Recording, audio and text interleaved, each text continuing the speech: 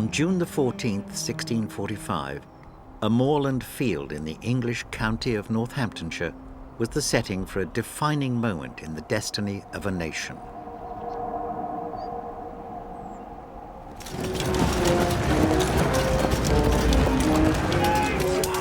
For 2.5 years, the bloody civil war between the forces of Parliament and those of King Charles I had divided England. And it was on that early summer's day that the decisive battle of this bitter conflict was fought.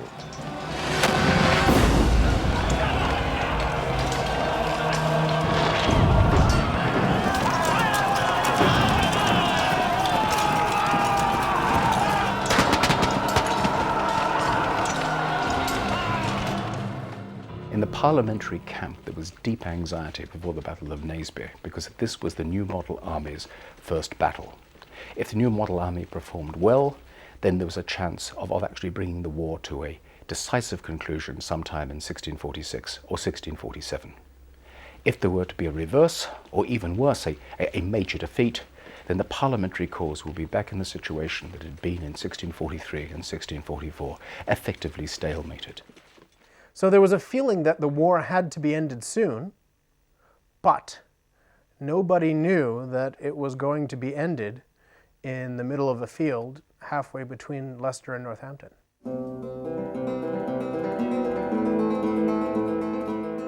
Here, we combine the latest computer animation techniques with 3D graphics to illustrate the ebb and flow of the battle and the key moments in the fighting.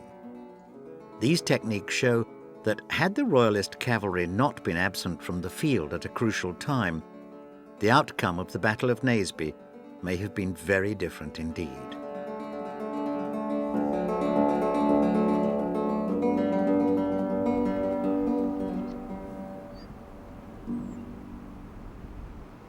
The winter months of late 1644 and early 1645 were dismal and cold.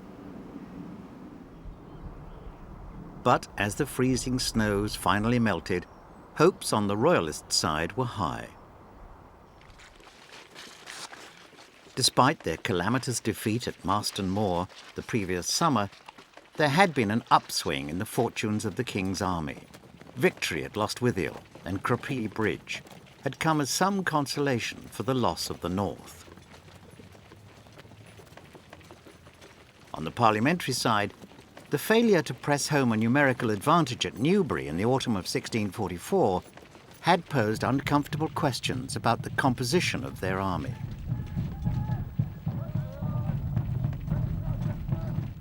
In December 1644, Oliver Cromwell made a powerful address to the House of Commons, in which he argued that it was the divided nature of the parliamentary forces that had prevented victory so far.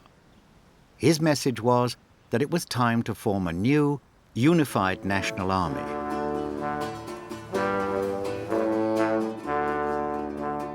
Over the next few months, the new model army was born.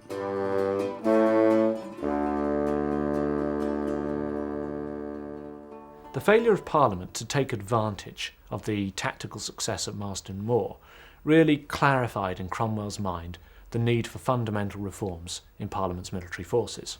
And he could see that the haphazard way that Parliament managed and funded its forces was useless. It was almost like jobs for the boys. As long as there were a number of armies in the field, you needed a number of separate commanders. And Cromwell had become very suspicious of the motivations of the commanders. He actually felt a lot of these people were interested in actively prolonging the war because it gave them wealth and status and power. The army needed to be essentially professionalised. The army needed to be brought under the command of officers who would hold no civil office, who would not be MPs, who would not have selfish interests at heart, but rather had as their primary interest the winning of the war. So what Cromwell sought to do was to put an end to that situation, to force all the people who had commissions in the army and who were members of the House to resign their commissions. Unless we remodel the army, Cromwell says, we cannot defeat the king.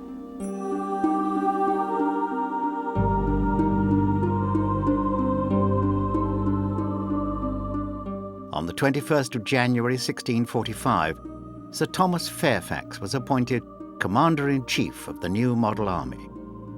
At the time, Cromwell held no formal position within it, but Parliament insisted he take command of Fairfax's cavalry, a position that was his by the time of the Battle of Naseby on June the 14th.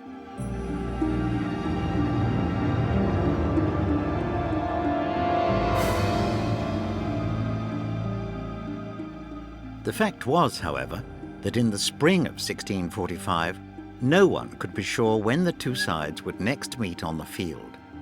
In April, both armies were stationed in the south of England, Fairfax's new model army at Windsor and the King's forces at Oxford.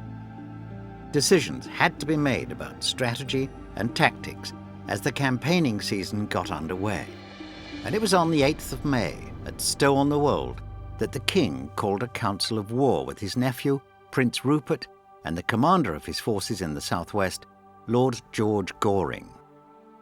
During the meeting, Charles was presented with different options by his senior commanders. Digby and Goring were for an immediate attack on the new model army.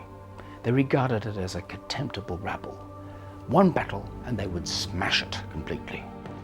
It's not hard to see Goring's reasoning, for at that time, the new model army was a poorly supplied force. By May 1645, for example, many units had still to receive their famous red uniforms. Goring was convinced that the army could be crushed in the south while it was still in its infancy. Rupert was more circumspect. Rupert had actually fought the parliamentarians at Marston Moor, and Rupert had come off second best at Marston Moor. He had more respect for them. And so Rupert advocated going north. One of the king's few strongholds in the region was the city of Chester, which was then under siege by the parliamentarians. Rupert reasoned that, if the siege could be lifted, it would open the way for the Royalists to advance further north, where they'd be able to link up with the Earl of Montrose, whose small force in Scotland had secured a number of successes. Montrose had enjoyed a series of spectacular victories in the propaganda sense, but in real military terms they were very slight. Montrose's army was tiny and it tended to melt away after they had a victory anyway. But it seems that Charles had at the back of his mind a possible link up with Montrose. A lot of the king's other advisors don't want him to do that. And there's a fight. Do we go north, or do we stay in the Midlands, or do we go south and west? And the Royalists dither. And in the end, the king tries to have it both ways. Rupert and Goring were not great friends, and to avoid conflict and argument, the king eventually decided on a messy compromise between the two proposals. Either of the courses of action that were open to them were good courses of action potentially. However, King Charles decided, rather than to keep his forces concentrated in order to do one of the two things that he had the option of doing, decided to split his forces. One of the main consequences of the Council of War is that Goring is allowed to effectively split the Royalist field army. He takes something like 3,000 cavalry and 1,500 infantry and moves down to the West Country where he can exercise his own independent command.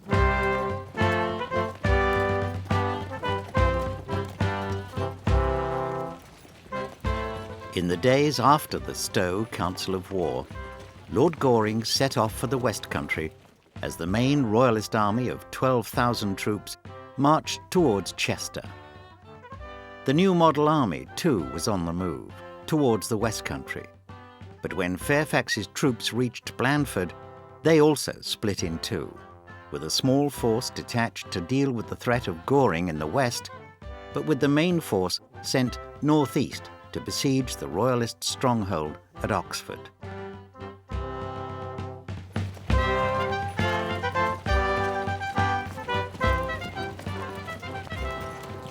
When the king reached Market Drayton on the 22nd of May, he was forced to reappraise his position. The siege at Chester had been lifted, and it was his capital at Oxford that was now under threat.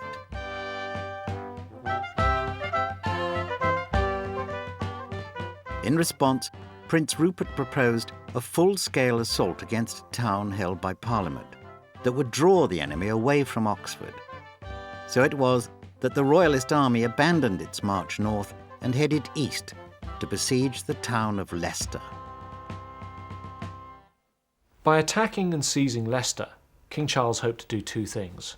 First, he hoped to join together two Royalist enclaves in the east-central Midlands, and thus put a thorn, if you like, right in the centre of an important recruiting and provisioning area for the parliamentarian cause. But perhaps at least as important was his aim of drawing away the new model army from Oxford. So by attacking a city that mattered an awful lot to the parliamentarians, he hoped to be able to draw the new model army north, engage it battle, and perhaps turn the tide of the English Civil War.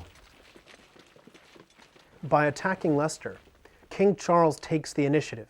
He forces Parliament to react to him, rather than just reacting to the parliamentary siege of Oxford. King Charles takes control of the war for a brief period.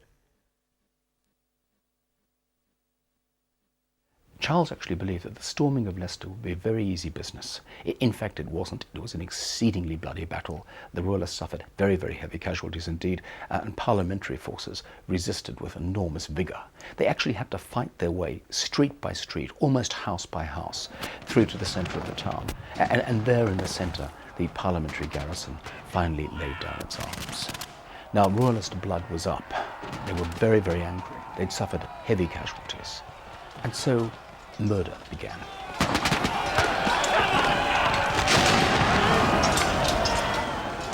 The Royalist capture of parliamentary Leicester provoked a heated debate on the parliamentary side.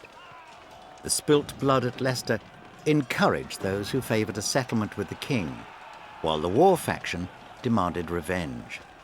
It was the stronger hearts who won the argument.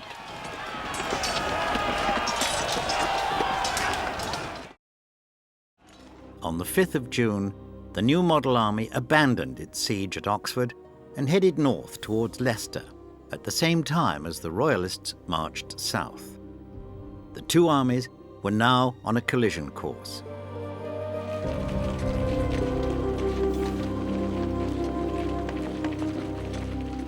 On the 13th of June, at an inn in a small Northamptonshire village, came the prelude to one of English history's most important battles.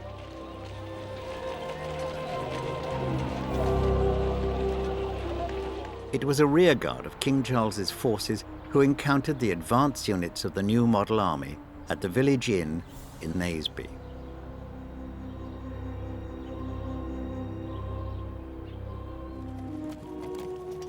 On the evening of June the 13th, 20 Royalist troops who'd been left to look out for the enemy were taken prisoner by parliamentary soldiers commanded by Henry Ayrton. The news came as a shock to the king, who had been unaware of the close proximity of Fairfax's army and who now faced a critical decision. When Charles heard of the immediate proximity of the new model army to his own, he was faced with options. He could either retreat, probably to the city of Leicester, seek safety within its walls and await the arrival of reinforcements, but of course it also meant a retreat to that city, which was still a dozen or so miles distant, and during that process there was a reasonable chance that his army might be attacked on the line of march, ill-formed for battle, and perhaps even cut to pieces or put to rout. Alternatively, he could engage in battle. And certainly when it came to this decision, he was strongly influenced not by Prince Rupert, who favoured the retreat towards Leicester, but by others of his advisers, in particular by Lord Digby and by Jack Ashburnham. Both of these men argued that the morale of their own army was extremely high, having just taken Leicester, that their soldiers, if you like, were up for a fight, but that the morale of the new model army was low. An emergency council of war was convened at Harborough, and Charles was persuaded to stand and fight. Essentially, Naseby is a meeting engagement. It's like Gettysburg, where the two sides almost blunder into each other. In this instance, they are looking to fight, but it doesn't happen because one side's in a pre-arranged position. They are actually both travelling the country and collide together in Northamptonshire. At 2 o'clock in the morning on June the 14th, 1645, the men of the Royalist army were woken from their sleep with the dramatic news that they were to go into a full-pitched battle that very day, and as the summer dawn broke, the two armies began to form into their positions, which were some 4 miles apart. The decision to fight at Naseby was essentially the product of Prince Rupert's own personal reconnaissance. Going forward in front of his own army, he perceived what he thought was a retreat by cavalry of the New Model Army. And believing that the New Model Army was either not ready for battle or was trying to retreat away from a battle, he decided to strike immediately with all the forces at his disposal. This is why the battle took place where it did, when it did, and in the manner which it did. Although the two forces could clearly see each other, Fairfax and Cromwell made the wise decision to have a closer look at the battlefield. Cromwell felt that the New Model Army's position, which lay behind a marshy valley, was unsuitable. So Fairfax ordered a withdrawal to a new position behind a ridge on Mill Hill. The undulating nature of the land here meant that the parliamentary force was no longer visible to their enemy.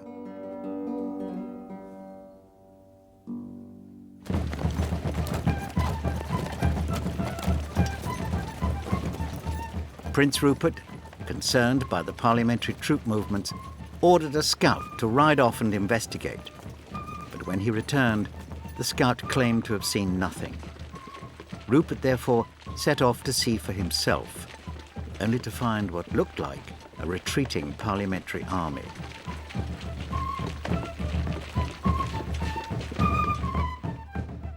The prince was delighted. Now was the time to finish off the rebels once and for all. But, as we've seen, the New Model Army was not retreating. It was simply reforming in a stronger, more favourable position. By the time the Royalists themselves moved forward to a position on Dust Hill, their enemy was ready and prepared for battle.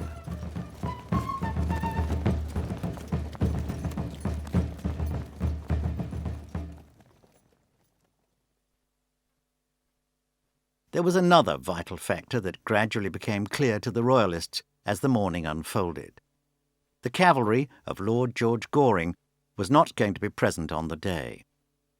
The king had summoned his southwest commander from the West Country to join up with the main Royalist force, but Goring had sent a letter back saying that he was unable to make the journey. But the letter never arrived. Instead, it was intercepted by his enemies, leaving Fairfax and Cromwell in no doubt that it was they who possessed the numerically superior army. Goring is a courtier, and he has his own standing in the Royalist army.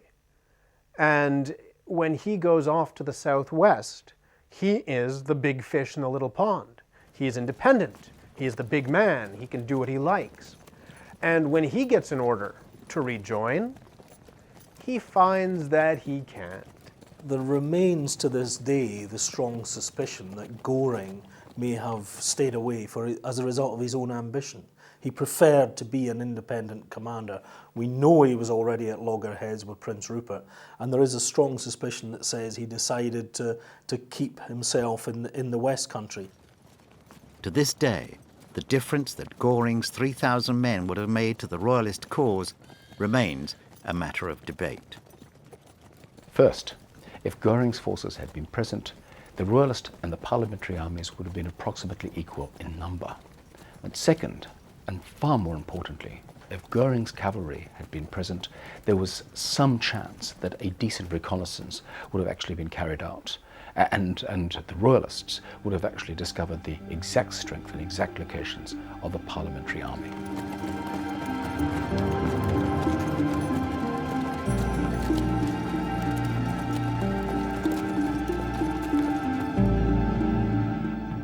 Even contemporary chroniclers were unsure of the precise numbers of men who took to the battlefield of Naseby. Some suggested that the king may have mustered as few as 7,500 men against a new model army of around 14,000. But a more likely figure for the Royalist numbers is 12,000 troops. Whatever the exact numbers, it is certain that the Royalist army was outnumbered, particularly among the ranks of the cavalry.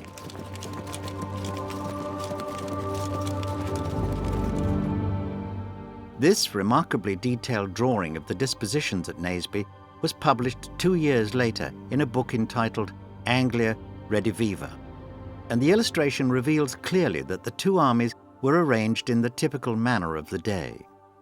Both sides deployed their infantry in the centre, with the cavalry on the flanks.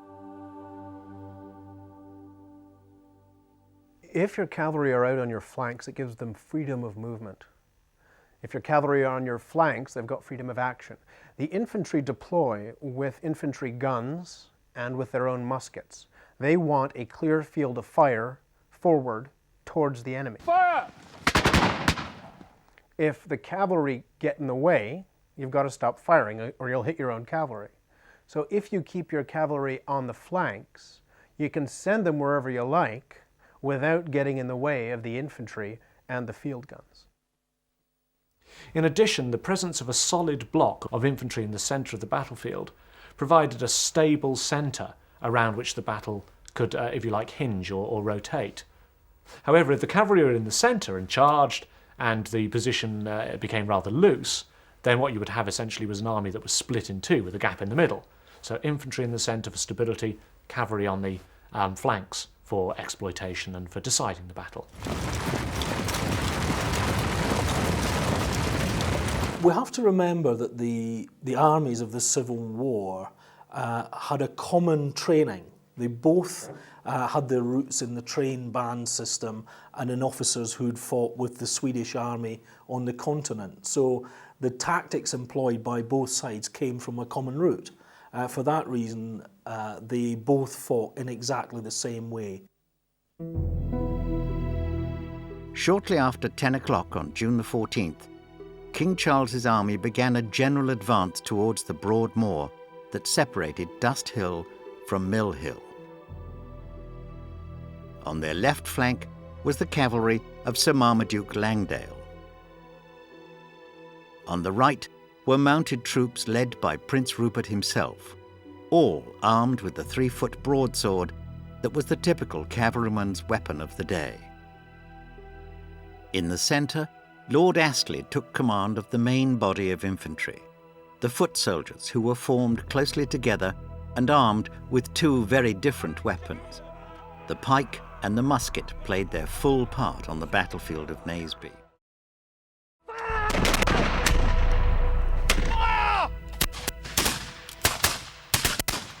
You needed to protect your muskets against horse. Now a pike is excellent protection against horse. A horse will not charge a line of pikemen. So the idea was you combine your infantry and you have pike for protection from horse and musket for offensive action. You've got defense and you've got offense. It wasn't until very late in the 17th century that the bayonet was invented, and the bayonet would give you the ability both to defend against horse and to attack with your musket. The contemporary drawing of the dispositions at Naseby reveals that pikemen and musketeers made up the infantry forces of both sides. It also shows clearly that the two forces arranged their infantry units in a similar pattern. This was the so-called Swedish pattern. The Swedish pattern of infantry deployment was devised and introduced into European warfare by Gustavus Adolphus in the 1630s. Basically, this was designed to maximize infantry firepower. What Gustavus did was organize his musketeers into 6 ranks. And he'd actually worked out that he could have the front rank engaged in continual firing while the other 5 ranks were in the various phases of reloading. And so the idea was that as the rear rank had completely reloaded, they would rush forward and occupy the position the front rank had occupied, because the front rank would just have fired. And the idea was that you would then advance slowly with the rear rank running forward. And it was rather like an infantry rolling barrage. This Swedish pattern was an arrangement with the appearance of a chessboard. It was within the chessboard that the army's artillery was positioned.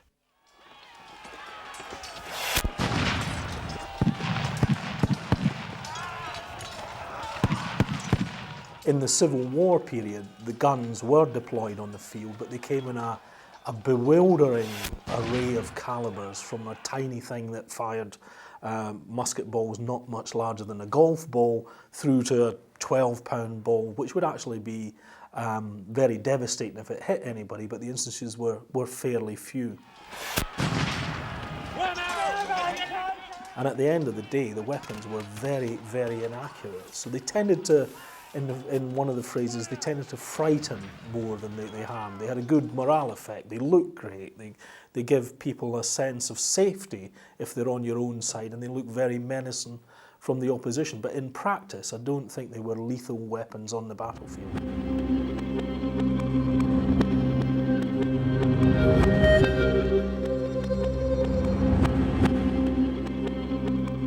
On the morning of June the 14th, the battle began when the Swedish formation of Royalist infantry began their move forward towards the lines of the new model army foot. Astley's men were supported to their rear by reserve units consisting of 2 regiments of horse, the King's Own Life Guards and Prince Rupert's regiment of foot. Prince Rupert, however, chose to lead from the front, with his own Life Guard leading his cavalry into the left flank of the parliamentary line, a force of mounted men under the command of Henry Ireton.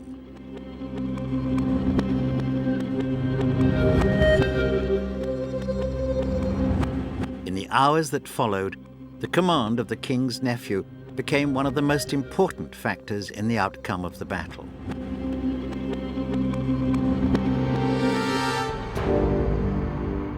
As a cavalry commander, Prince Rupert was familiar with the kind of mounted warfare that characterized the age. At the Battle of Edgehill in 1642, he led a cavalry charge right through the parliamentary line. But the charge continued well away from the main centre of the fighting, and, on that occasion, the prince's return to the fray came just in time to save the day for the Royalist army. Clearly, no lessons had been learned from the close call at Edgehill 3 years earlier. The prince remained committed to a full cavalry charge, despite the almost impossible task of maintaining order and discipline among his own troops. I'm sure what Rupert was thinking was, all I've got to do is put one decent charge in against these people, and they will scatter. And if I can do that, if I can actually shock them into retreat, then I will win this action. I will destroy their new model army, and we will have a position of considerable advantage. And so really, the cavalry charge is a way in which Rupert can actually win this battle, even though the Royalist army is outnumbered. The term cavalier has come into our own language as somebody who's dashing and slightly unreliable, and this was certainly the case with Rupert. He would lead a cavalry charge at a ferocious gallop, but he saw it as his job to disperse the enemy, to chase them off the field, and to make sure they couldn't come back and threaten his own infantry. Of course, in doing so, it means that he personally leaves the field and has no ability to affect the outcome of the battle. A striking contrast emerged between the tactics of Prince Rupert and his counterpart on the right flank of the new model army. Here, Oliver Cromwell took charge of his mounted units, waiting to engage his opposite number, Langdale. Cromwell had already proved himself a more innovative commander when it came to the business of maintaining control over units of cavalry. Cromwell was an extremely competent cavalry commander, and he could do things with cavalry that most other mid-17th century commanders could only dream about. He, for example, could actually bring cavalry back from a charge and reform and charge again. How did he do this? It was through training. It was through establishing standard operating procedures. Now, this is something that Rupert didn't do. There was no doubt that in the full heat of battle, the more disciplined force of cavalry was far more likely to prevail. Would I rather have Prince Rupert as my cavalry commander, who would charge only once a day and then be off butchering the baggage train and breaking open casks of wine? Or would I rather have Oliver Cromwell as my cavalry commander, who will charge and then charge again, perhaps not attacking the enemy's logistics? I would rather have Oliver Cromwell as my cavalry commander. As Oliver Cromwell prepared to engage his cavalry, Thomas Fairfax watched as the infantry deployed in the centre under Sir Philip Skippon. Here, Fairfax's advantage in numbers enabled him to keep his own regiment in an overlapping reserve, to be held back until required. This was not his only advantage.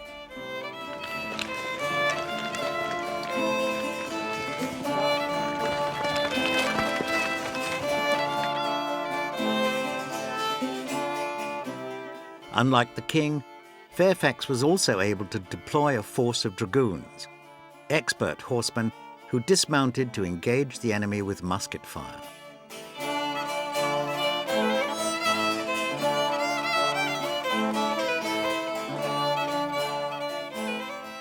Fairfax chose to position his dragoons behind a row of hedges, and they were amongst the first into the action as the Battle of Naseby was joined.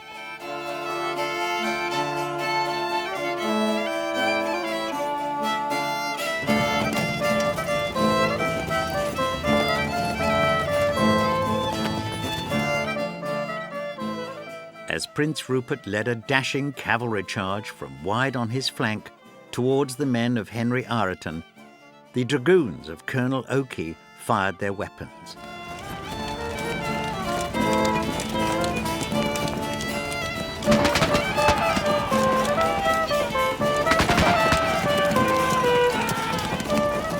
Their musket fire failed to stop the prince's advance, and it was only when the two forces of cavalry thundered together that Rupert was forced to come to a temporary halt.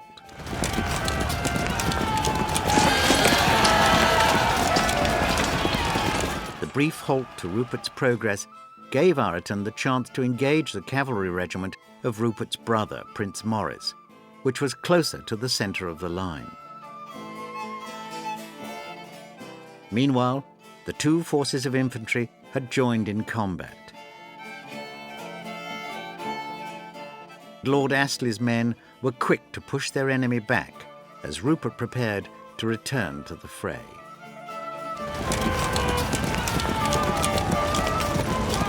When he did, the results were dramatic.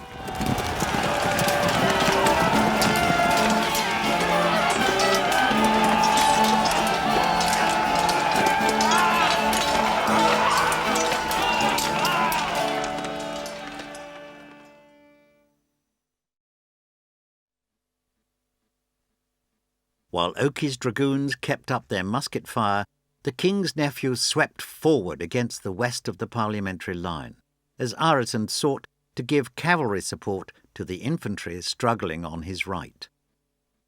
As Skippon's infantry toiled in the centre, on the right, Cromwell once again proved his talent on the battlefield. With the advantage of a downhill slope, his cavalry forced Langdale's men back behind the line of the infantry reserve.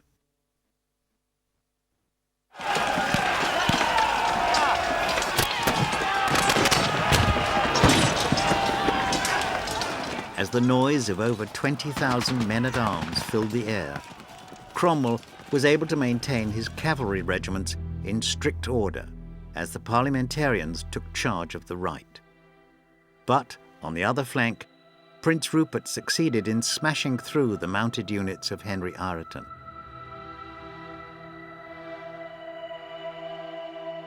Cavalry successes were now even, but it was at this crucial stage of the battle that Prince Rupert made the serious tactical error that proved so costly to the Royalist cause. Having made his breakthrough, Rupert simply kept on going, as far as the parliamentary baggage train near Naseby village itself. It was a common practice for a cavalry charge to lead to the pursuit of booty from the baggage train. After all, Rupert had done exactly the same at Edgehill. But at Edgehill, he had returned in time to influence the later stages of the battle. At Naseby, the story was very different. Prince Rupert has had a very bad press for the last 350 years. He was undoubtedly very brave, but he's always portrayed as headstrong and indeed sometimes stupid. Why does he always go for the enemy baggage train after he's driven the enemy horse from the field?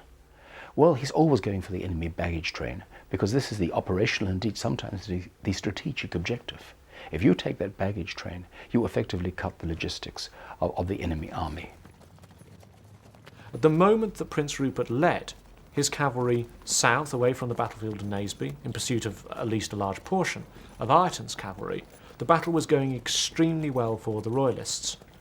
And therefore he could be forgiven perhaps at that moment for believing that the battle was almost won, and that his job was to pursue the enemy's cavalry from the battlefield, either to prevent it rallying and counter-attacking and perhaps turning the tide again, or perhaps more likely, rallying in order to cover the retreat of the New Model Army's infantry. Arguably his mistake, however, was in not dealing with what of Ireton's cavalry remained on the battlefield. It's popularly imagined that most of Ireton's cavalry broke and fled. In actual fact, probably less than half of Ireton's cavalry was actually driven from the battlefield. Rupert needed to leave at least some troops behind, or organise the deployment of the King's Reserve, in order to deal with these cavalry, because they were able to rally, re-inject themselves into the battle, and in fact play a decisive role in the destruction of King Charles's army. Rupert's departure left his uncle's infantry cruelly exposed, and, to add insult to injury, the company of parliamentarian musketeers positioned around the baggage train beat off Rupert's attacks. By the time he realised his mistake, the course of the battle had changed for good.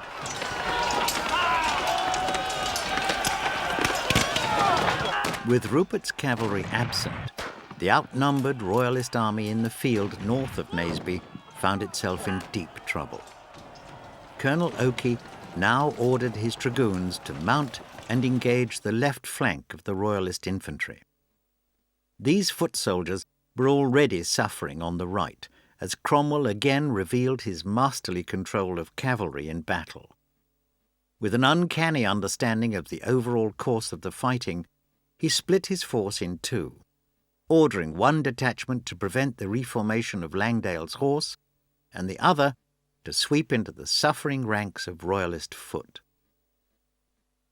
We can't really stress enough just how important Cromwell's ability is in terms of both managing his cavalry, but also having superiority in numbers. It's very, very crucial at Naseby because once Cromwell's broken the northern horse under Langdale, he's able to send some of his men to pursue Langdale's and use the rest of his men to attack the Royalist infantry.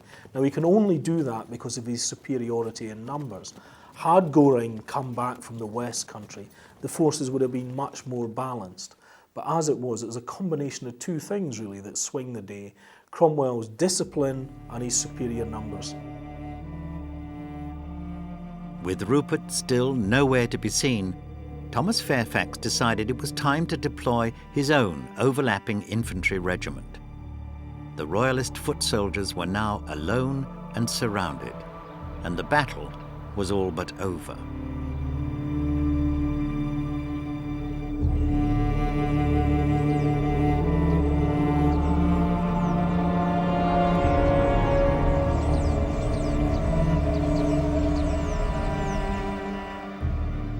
As Prince Rupert finally returned in a huge sweeping movement to the back of his depleted front, his uncle the King made a last desperate attempt to continue the fight by deploying his final reserves in the centre. Showing great personal courage, Charles himself prepared to lead his troops into battle.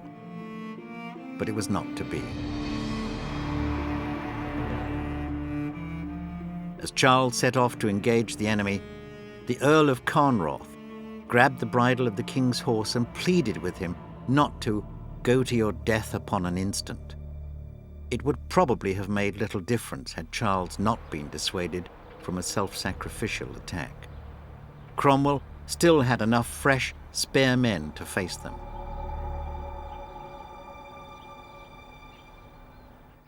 Although Rupert was now back among the ranks, the day was lost, and the remains of the king's proud army were put to flight in the direction of Leicester.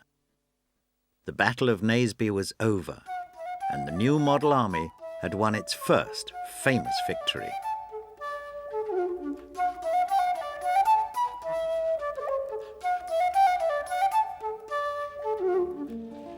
But this was not quite the end of the bloodshed.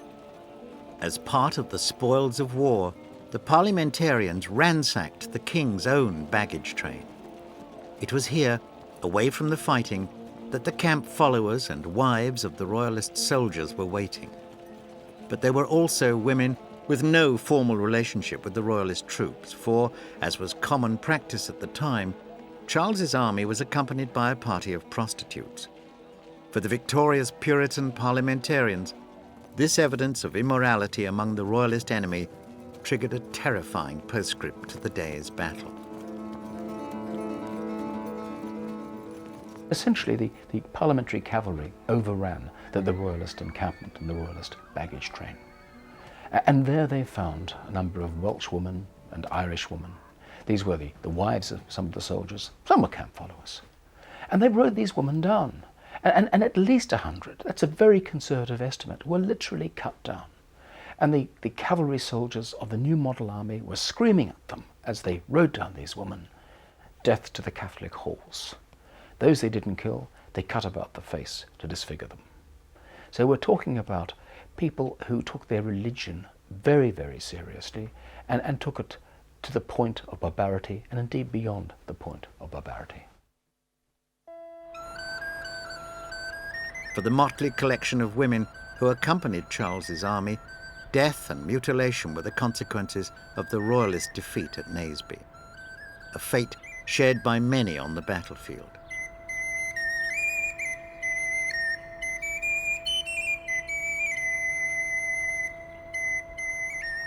Upwards of 1,000 Royalist troops lost their lives. By contrast, estimates suggest that only 200 of their opponents were killed.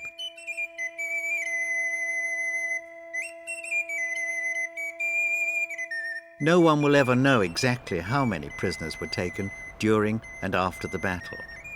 Many Royalist cavalrymen did succeed in making an escape, including the king and his nephew. But the infantry were not so lucky. It is thought 5,000 men were captured in total, along with vast quantities of guns, ammunition, and artillery pieces.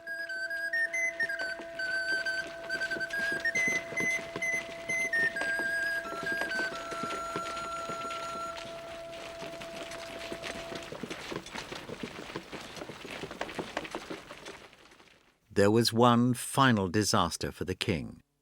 His own private correspondence, revealing his secret negotiations with potential supporters in Ireland and France, was seized by parliamentary soldiers. Within days, crowds in London learned with trepidation that their king was prepared to do deals with Catholics in pursuit of his cause. There can be no doubt that June the 14th, 1645, marked the beginning of the end for King Charles I. Naseby represented a signal point. It represented the point at which the cause of King Charles was confirmed as lost. It represented the point at which, essentially, Parliament, should it decide to do so, could lay down terms to the king. The Battle of Naseby did not see the forces of King Charles I destroyed. It did see them essentially crippled. The old Royalist infantry had gone, the cavalry had been humiliated, and it's worth bearing in mind just how much contempt the Royalists had felt towards the new model army before the Battle of Naseby. This was an army they were going to defeat, not an army that was going to destroy them. And so the crippling blow to their morale is something which is worthy of remark.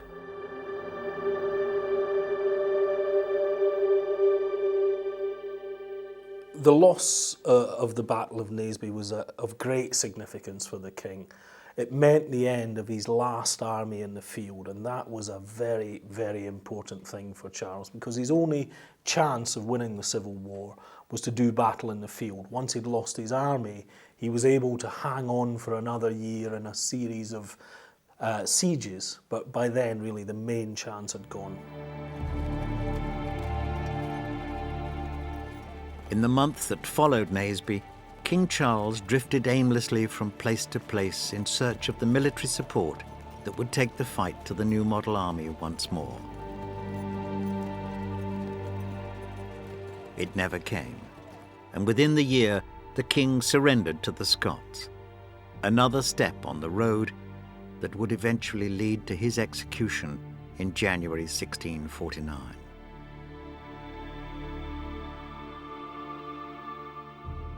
Naseby is the beginning of modern military administration in Great Britain. And Parliament wins this war not because of their ideological superiority, not because necessarily God is on their side, but because they know how to run an army. The Battle of Naseby became synonymous with that moment when middle-class and lower middle-class Englishmen had organized themselves into an efficient army. And they'd actually taken on the forces of the Ancien regime, the forces of the English aristocracy, and they had defeated them. Naseby was crucial. In a very real sense, it guaranteed the survival of British parliamentary democracy.